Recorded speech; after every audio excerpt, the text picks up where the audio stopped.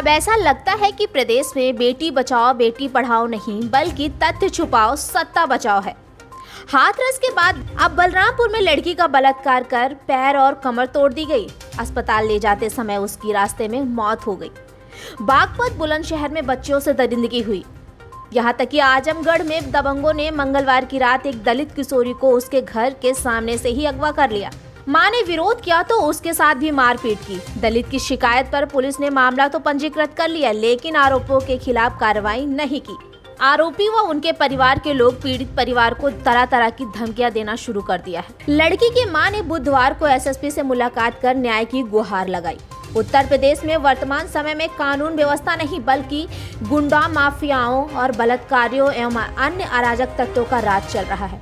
यहाँ की कानून व्यवस्था पूरी तरह से दम तोड़ चुकी है। खासकर ऐसा लगता है कि इस सरकार में यहाँ की बहन बेटियां बिल्कुल सुरक्षित नहीं हैं। सत्ता के दम पर सत्ता बचाने के लिए सत्य को दबाने और जलाने की कोशिश हो रही है।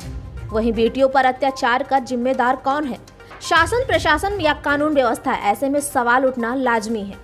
क्या सरकार में संवेदनशीलता, नैतिकता नहीं बची है? ये मुख्यमंत्री की जवाबदेही का वक्त है।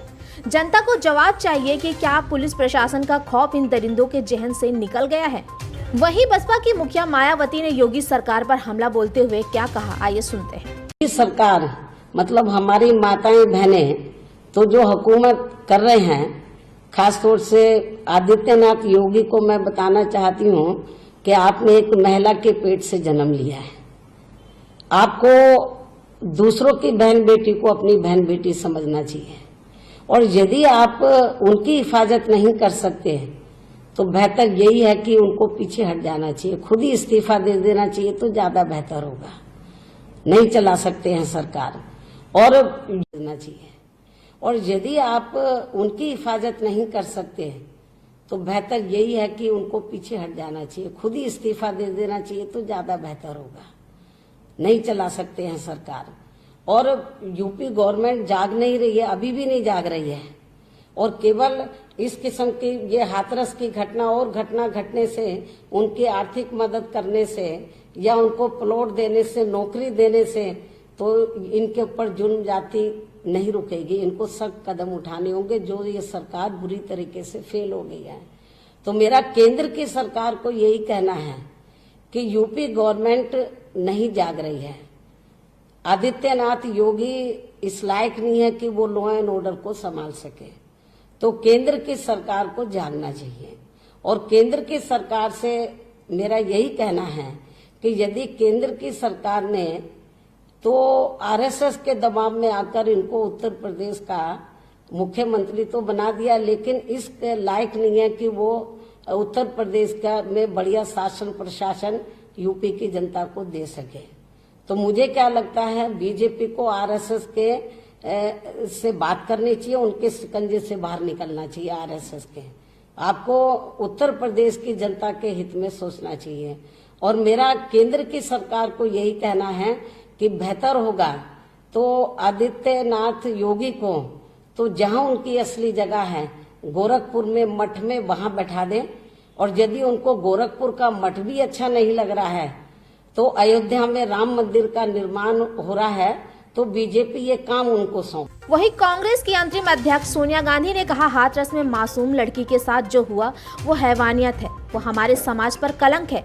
हाथरस की निर्भया की मृत्यु नहीं हुई है, उसे मारा गया है। एक निष्ठुर सरकार द्वारा उसके प्रशासन पर सवाल है। सुनिए सोनिया गांधी ने क्या कहा। बहनों नमस्कार। आज देश के करोड़ों लोग दुख और गुस्से में हैं। हाथरस की मासूम लड़की के साथ जो हैवानियत की गई वो हमारे समाज पर एक कलंक है। मैं पूछना चाहती हूँ, क्या लड़की होना गुनाह है? क्या गरीब की लड़की होना अपराध है? उत्तर प्रदेश सरकार क्या कर रही थी?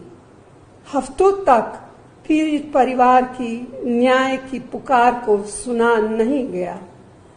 पूरे मामले को दबाने की कोशिश की गई। समय पर बच्ची को सही इलाज नहीं दिया गया। आज एक बेटी हमारे बीच से चली गई। मैं कहना चाहती हूँ हाथरस की निर्भया की मृत्यु नहीं हुई है, उसे मारा गया है एक निष्ठुर सरकार द्वारा, उसके प्रशासन द्वारा, उत्तर प्रदेश सरकार की उपेक्षा द्वारा। जब वह जिंदा थी उसकी सुनवाई नहीं हुई, उसकी रक्षा नहीं हुई।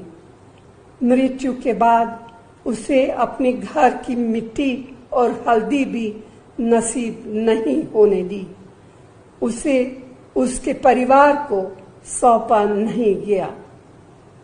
एक रोती बिलखती मां को अपनी बेटी को आखिरी बार विदा भी नहीं करने दिया गया। यह घोर पाप है। जोर जबरदस्ती करके लड़की की लाश जला दी गई। मरने के बाद भी इंसान की एक गरिमा होती है। हमारे हिंदू धर्म उसके बारे में भी कहता है, मगर उस बच्ची को अनाथों की तरह पुलिस की ताकत के जोर से जला दिया गया। ये कैसा न्याय है? ये कैसी सरकार है? हर खबर पर होगी आपकी पकड़। सब्सक्राइब करिए हमारे चैनल विद्रोही आनंद को और बेल आइकॉन दबाना न भूलिए।